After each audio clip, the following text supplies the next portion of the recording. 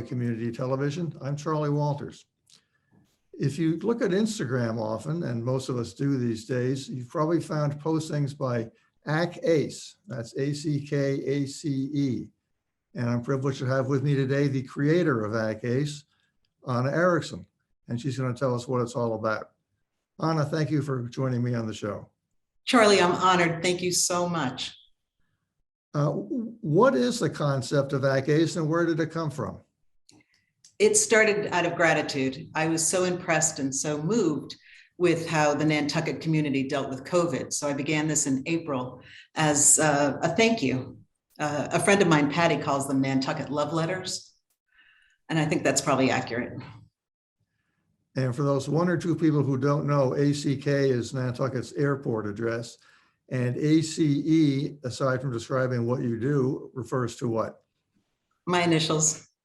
Okay, just want to make sure we all understood that. You said April, is that 2021, 2020? Just now, 6 months ago. Okay, and how often do you post these comics? I now post twice a day. Twice a day, every day? Yeah, every day, twice a day. Now, these are single panel comics, and you prefer the word comic and not cartoon or something else? I think it is a comic.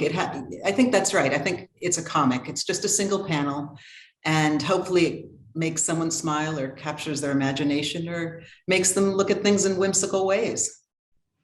Now, in the course of this show, we're going to be posting a few examples of your work, but why don't you give us more of an overview of all the, I guess by now, hundreds of comics you've posted? So it began when I received a letter, and I think a lot of us probably did, from Alexandra Cashin. She's a house maintenance person.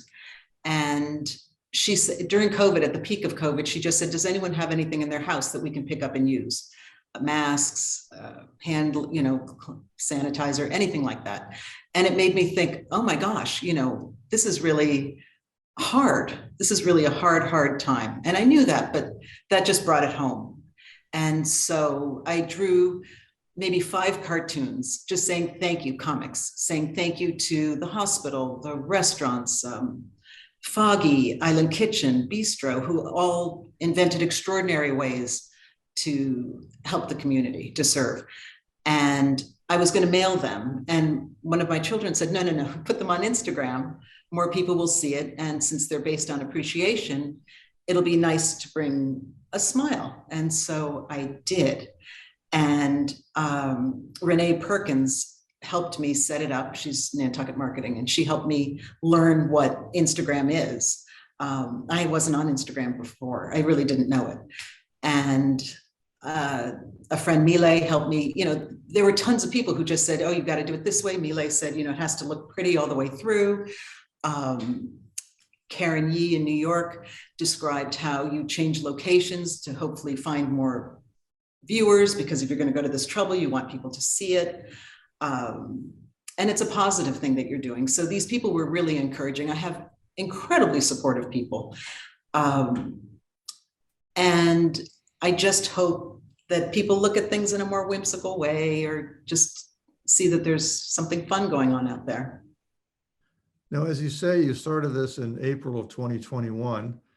Here you are going strong 7 months later. When you started to do this, did you have a time frame in mind? Charlie, I had no idea that you would ever even talk, that I would, no, absolutely not. This is all a surprise, but it shows what a supportive community Nantucket is. Well, it's not just me. Now, you told me recently that your work is going to be appearing on Daybreak. Yes, they're incredibly gracious and are including my comics. Incredibly gracious. How often will they appear on Daybreak? Hopefully once a week on Saturdays, I think, in the business edition that Gail Rose will be editing. But you'll still be posting things daily on Instagram. Yes, and I'm also illustrating on a different site called Love Labor Leeches, which my daughter's a PhD in history of science, and she's posting quotes from parenting documents in the past 100 years, 200 years, 300 years old. And so now I'm back into illustrating, and That hers is a really fun site. It's a really interesting one. Let's stick with that for a second. That's a site on Instagram, Facebook, It or is. both, or what? It's on Instagram and it's Love Labor Leeches. Oh, And good old parenting routines. and leech is spelled how? Like a disgusting leech that might save your life back in the 1800s. Leeches. Okay, okay. Let's go all the way back to when you started drawing. How old were you when you started to draw? Oh, I've always been drawing. I've always been drawing. Always. And you just Never never stopped. I mean, when we're small children, I think we're all drawing either in nursery school or whatever, but you never stopped. You just continued. That's true. You've never That's taken true. a break. Somebody I saw at breakfast this morning said it looked like I was using an Etch-a-Sketch because I use an iPad and a stylus. And I said, I loved my Etch-a-Sketch. I'm lucky to be able to still work with an Etch-a-Sketch. You know, yeah, that's great. I'm thrilled. Well, now back before there were computers and such, when you were doing Etch-a-Sketch, what other media were you using when you drew? Oh, my favorite would be pen and ink, you know, just a technical pen and some gorgeous Bristol paper. And I will say that using a laptop, you know, using an iPad feels sort of like a cheat, but I can keep up with doing 2 a day. With paper and pen, it would take me longer. And when you were very little, were you doing comics or were just drawing whatever was in front of you, or? Just whatever was there. Now, when did you start to train and where did you train? I studied political science and studio art at Wellesley and took a summer at Parsons School of Design. And that really tightens you up. I mean, that really gets you very focused. There they tell you focus. That was sort of the main thing in the class. Just take one thing, stay on that road, go. Now, political science and studio art is not the most likely combination. It is not. Unless you were going to be an editorial cartoonist, but that's not right. That's not what you do now. Did you ever do that? Never, never. The political science is just a way to train your brain to think, I think, and just reads all sorts of different things that you might not ever read before. So that's all, you know, it's like studying economics. Some of these courseworks are just a way to learn to think and to analyze. But this was a true double major. Yeah. It wasn't just 2 things you were studying. This was an actual double major. I think I don't remember how Wellesley calls it, but it might have been a major and a minor, or maybe double major. I don't remember what it was called. It was a while. It was 1981 when I finished, so a while ago. I'm wondering what your poli-sci professors thought of your studio art and vice versa. I think they got, I mean, I think the political science people probably thought she should stick with studio art, and the studio art people thought, you know, stick with us, probably, because I was probably doodling all through class. That wouldn't have surprised me. If I look back at my notebooks, there were probably doodles in the margin. Now, when you graduated from college, what did you do right away? I worked for Country Living magazine as one of their editorial assistants and then became their crafts editor. Were you illustrating with them at the same time? I did, yes. It was a new magazine. They just starting out at that time. And they had me writing articles and illustrating. I was the town crier at one point, reviewing products. It was really fun because you could do so many different things for them. Where were they located? The Hearst building in Manhattan. How long did you stay there? A couple of years, and then we married Michael and moved to California, to Los Angeles, and then moved to London. Now, when you were still with the magazine, was that magazine where you wanted to go, or you just wanted a job in that field? I was very grateful to get a job in that field, and I loved what they were doing. So it was a happy meeting. I was lucky. Now, at one point, or maybe more than one point, you were working for yourself. Yes. You weren't working under someone else. Talk about that. People would say, can you do our birth announcement or our party invitation? So I thought, yeah, I'll set up a little business, and I called it Ace Designs, and was able to illustrate for people on a custom basis. If it were today, it would be on Etsy. It would be that sort of thing. and had to stop when we moved to London because they didn't have the same sort of printers there. I could take a drawing to my printer in Los Angeles and say, do it this way, use this color ink, and it would be done. But in London, it was a much more complicated process. So I let that go. Now, with the magazine, you were illustrating and writing. When you were working on your own, was there a writing element to it? No. Merry Christmas. This is my baby type thing. Yeah, no. Now, at some point, I'm jumping to the side a bit. At some point, you began to do interior design. Never professionally, but as a fun thing to help people. Yes, I've done a lot of space work. More than picking out fabrics, it would be, if you move this wall or if you take down these doors, you'd have this sort of space. Now, it's not the same thing as being an illustrator or a comic artist, but I see it as kind of a parallel line. Yes, I agree with you. It's visual work.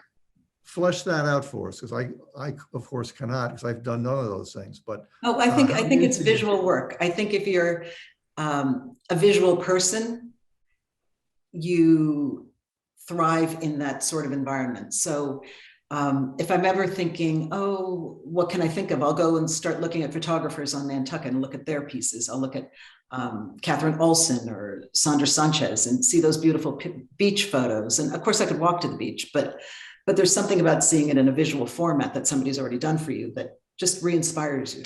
So I think looking at floor plans, looking at comics, I think it's all pretty similar.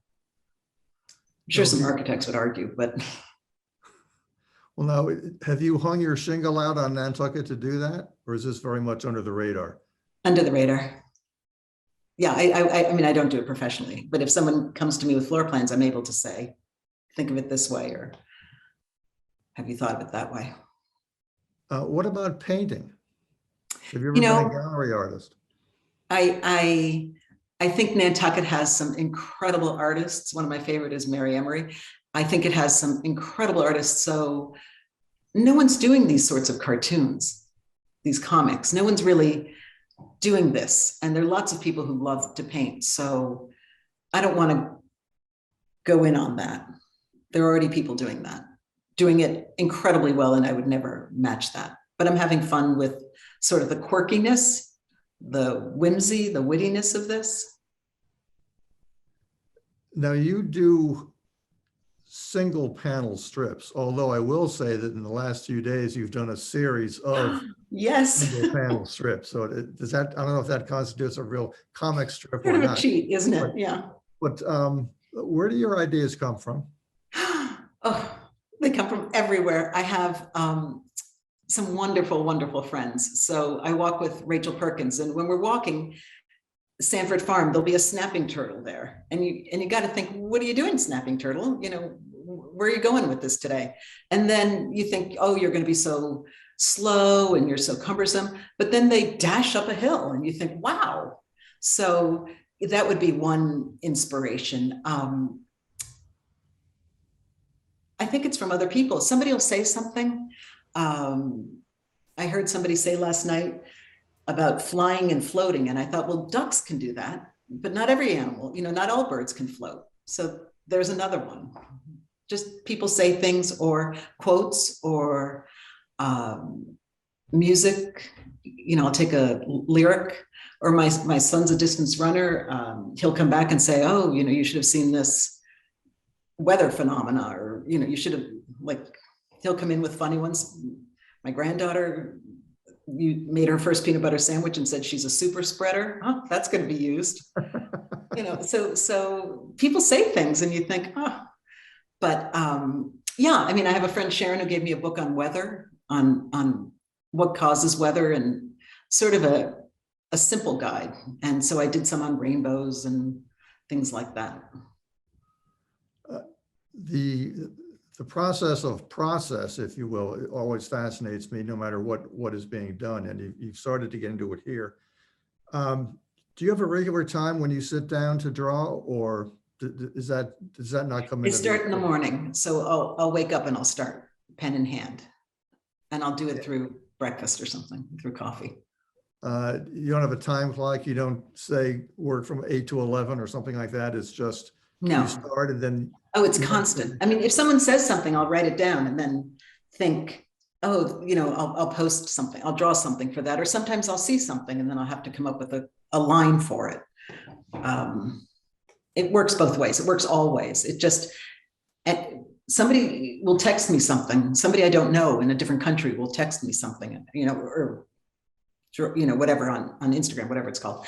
And I'll think, oh, that, yes, I'm going to use that. Thank you. The community of artists on Instagram is so supportive. When I got close to 500 followers, which I didn't know was going to be a thing, people in foreign countries who I will never have the opportunity to meet say, you're so close, yay! They have 10 million followers, but they take the time to cheer on me. And that's really quite something. You often hear of writers who sit down in the morning and look at well, not the blank page in the typewriter anymore, but the blank screen. Do you go through that? When you start to draw, are you going to sit down and stare at the screen for a while before you get into it? At Wellesley, they taught us when you're faced with a canvas and you don't know what to do, step on it, but I can't do that to my laptop or my iPad. I can't go around stomping on things. Well, you could, no, because you can always just doodle and erase it. So it's a perfect, the iPad and a stylus is the perfect medium for me. It's perfect because you can just slide the page away and then it's not bothering you anymore. How long have you worked that way? In other words, not with pen and ink or whatever. When did I figure this out? Somebody in Tasmania who I don't know said, you should try this. And so I did. And that was probably, I'm going to guess 5 months ago. I've probably been doing it. That recently. So, yeah. I mean, I only got I probably bought the iPad 5 months ago. Really? That seems very, very recent to me, given to how many years you've been doing this. How long does it take you to do a single panel? I'm sure not all of them take the same amount of time, but what kind of a range are we talking about? 15 minutes to, if I just have an afternoon with nothing scheduled, I could spend an hour on one. But like the snowman one today was probably 15 minutes, draw a little snowman, but it's already in my head and I just have to put it down. But sometimes I fiddle with the copy. And sometimes because I research what I'm writing about, I'll look up online what's relevant about it. And so then I read some really alarming stuff. Like this morning's, I was reading about the first rabbit in a hat because that's tonight's post. And I wanted to comment on that. Oh boy, it turns out that the first magic trick was women pretending to deliver rabbits instead of babies. I mean, that's alarming. Yeah, so that 1800s for you. So, I post the cartoon, but then I'm having so much fun because I have the opportunity to research stuff and share that with people who might never have known, like me, about the magician assistant birthing a rabbit story. Now you post 2 a day and you work every day. Does that mean you're completing 2 every day? Or might you do 4 one day and then none the next? I might do 6 or 8 one day. And then what happens to the other ones that don't show up on Instagram? I'm using a posting platform. So I have maybe 70 in a queue waiting to be posted, and then I'll swap them around when something else happens. So when Nantucket had a crazy storm, and I wasn't expecting that, I moved the other ones out of the way and did one about a shark with the storm above him saying, I'm under the weather. Just slipped that one right in. I got carried away on New Year's Eve and I think I posted 4 times that day. People say it's not great to post this often in terms of trying to get followers because then people have to decide, do I like this one more or that one more? But it's so much fun. Who cares? Keep it going. So if I see one that you posted this morning, that doesn't mean you completed it this morning necessarily. That's correct. I might have finished it last month. Now, if you have that many backed up on the production line. How's that going to work out? I mean, how do you just answered that a little bit, but I'm wondering, will all 70 of those eventually appear Yes. on Yes. Instagram? Yes. Or possibly on Daybreak, I guess? Yes, they will. They'll all be published at some point. I just keep them. It's like buying groceries in advance. You have them there in stock. If you need them, you've got them. But I post them on specific days. So January 30th is already set up, unless something magical or fun or whimsical happens, and then I'll move them. Now, the work you were doing before you were doing it on computer, has that ever been, have you ever used that in your postings on Instagram? Yeah, I mean, I have used pen and ink. I originally started with black and white pen and ink. And then this very kind woman wrote me saying, try, you might like this.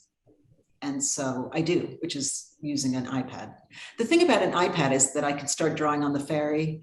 If you have pen, for me, carrying the paper and the ink spills and there are pens, but the ones I like spill and they blotch and an iPad, I can work and not disturb anyone. I have my own little light source, they light up.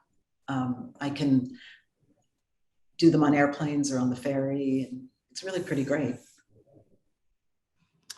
Let's talk about Nantucket. How long have you lived here year round? We are year round, yes. And for how long? When did we move? We moved in, I think, what was it? 13 maybe? Was that it? Something like that. And so I know not you 10 lived years. in California for a while before coming here. Where else did you live? We lived in Kensington, London for 18 years. So our kids were raised there. And then we moved, we had Nantucket, and we temporarily got a place in Boston when our children were having children to be, there and helpful and all of that. Yeah, love Nantucket. Lucky to be part of it. When did you first come here? Late, not as a child. I came, how did it start? My mother called me in California when my brother had a house. I have an adorable brother, and he had a house on Nantucket. And my parents went to visit him. And they called me in California and said, we know where you're going to want to be. We know where you're going to want to settle. And I said, where? And they said, Nantucket. And I thought, oh my gosh, here I am leaving California, packing for London. And you think Nantucket. So we loved California. We loved London. But I always had in my head, I've got to go see this Nantucket. And then Michael, my husband, went to a conference there and came back and said, you're going to love it. And so he brought me, and that would have been, I don't know, 20 years ago, maybe. And so we've been coming since, but we haven't owned a house until 2010. And then moved in. How do you think they knew that you were going to like it? I think I'm just easy to read. What about you in particular? Did they? I think I'm very simple and very easy to read. They knew I would like the aesthetic, just everything, similar, and the rhythm of the streetscape, and all that gray shingle is beautiful, and that I love weather and I like snow. Who doesn't like the beach? They just knew, and that it was going to be a small town, a community, that would be something I would groove to at the end of it all.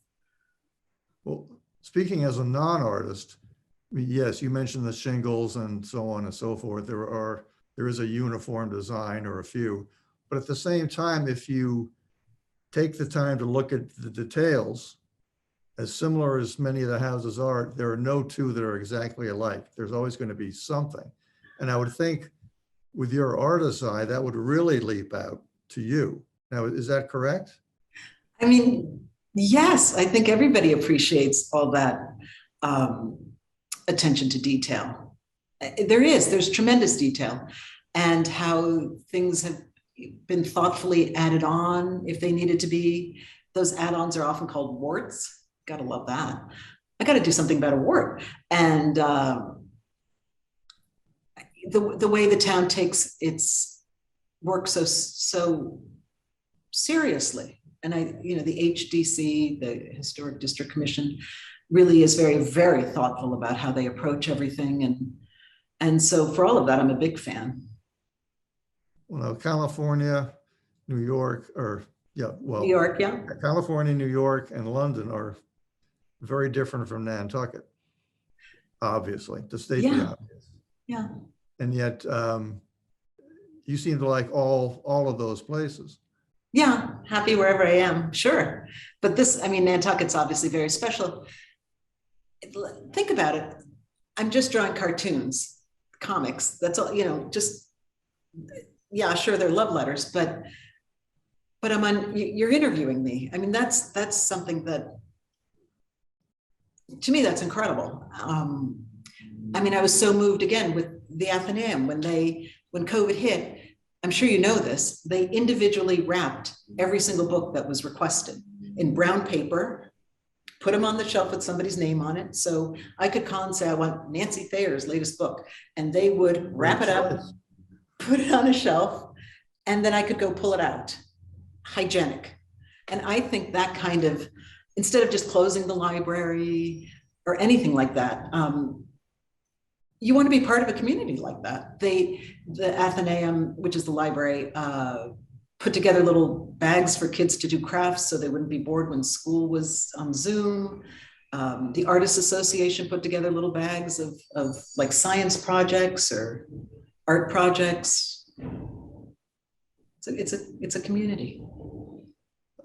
Let me expand this a bit and talk about comics or comic books vis-a-vis graphic novels.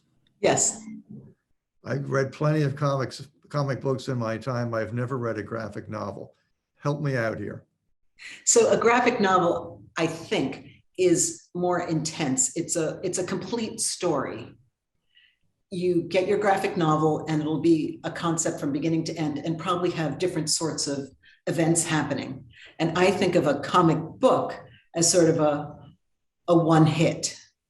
So the cells in a comic, I think you get 3 of them and your story's over. There won't be a side story. There won't be more. I think a graphic novel is a novel. And I think I've never read a graphic novel, but I have a picture of them as being something deeper and more profound. And part of that is because I can read a review of a graphic novel in the New York Times Book Review. I'm not going to read a review of the newest Batman comic in that location. But you'll make a lot more money if you sell your old Batman comic than you will selling any graphic novel. If you held on to those. This gets into a question of pop culture. We just touched on this, but when I was a little boy, you read Batman, Superman, whatever it happened to be, and adults, of course, wouldn't do that. The graphic novel didn't really exist, or at least it didn't exist the way it exists now. True. There was high culture and low culture, highbrow and lowbrow, rock and roll or Beethoven, comic books or whatever they forced down our throats in high school. Shakespeare, Chaucer, yeah. Shakespeare or Jane Eyre or something that no 14-year-old boy on the planet wants to read. Television used to be aimed at a low denominator. Kids, movies were considered to be for adults. Well, a lot of that has been mixed up and turned around. They say now if you want to see an intelligent filmed material, you're more likely to go to television than to go to a movie. But in terms of what you do and have done, what are your thoughts about high culture versus low culture and comics? Oh, I agree with you. Everything you said. England was better at having high culture on television. They had Masterpiece Theater, and that was always very impressive. But yes, I mean, comics are the easiest form of, I think it's like a pun, it's the easiest form of humor. It's the most universal. A 5-year-old can read a comic and an 80-year-old can read a comic, but a novel and Shakespeare and all, that takes a more sophisticated approach. I'm happy working with a media that anybody can get a quick giggle out of or think, oh yeah, that's true.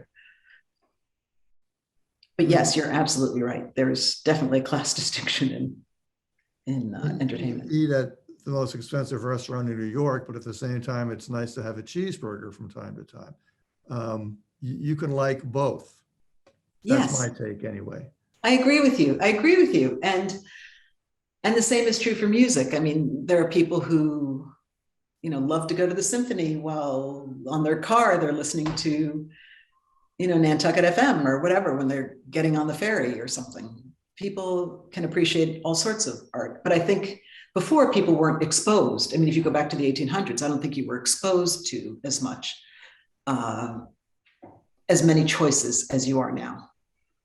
Well, that's true. I mean, with iTunes alone, or not Right. iTunes, but with YouTube alone, or iTunes or Spotify, you can hear a blues singer from the 1930s, or you can hear Beethoven, or you can hear a composer who just wrote something last week. Right. Right. Exactly. So I think that's part of it, is just how media has changed and exposed us to so many more things. You can hear music from other countries that you might never have had an opportunity to Yeah. listen to. When I was growing up reading comic books and comic strips in newspapers, and back then it seemed there were dozens and dozens of comic strips. I'm not sure what that's like now. It seems that I never saw a female name unless it was a character in a comic strip. Where were all the female comic artists? Raising children. Easy. I'm gonna guess. I mean, But is it more than that? And I how don't does it know. I account mean, for what you're doing now? I think it's really probably challenging to make a living off just doing comics. I have some friends who are successful at it and who have, The Simpsons, they're doing really well. But again, television brought that to life. It wasn't just the magazine that you might have found at the airport, the little comic books that you used to buy, or at the newsstand. I think that, yeah, I think you're right. I mean, I think it's really changed because media has changed. When you first were doing illustrations, comics, whatever, were you aware that hardly any other women were doing what you were doing? I hope there are more. I mean, there's some out there.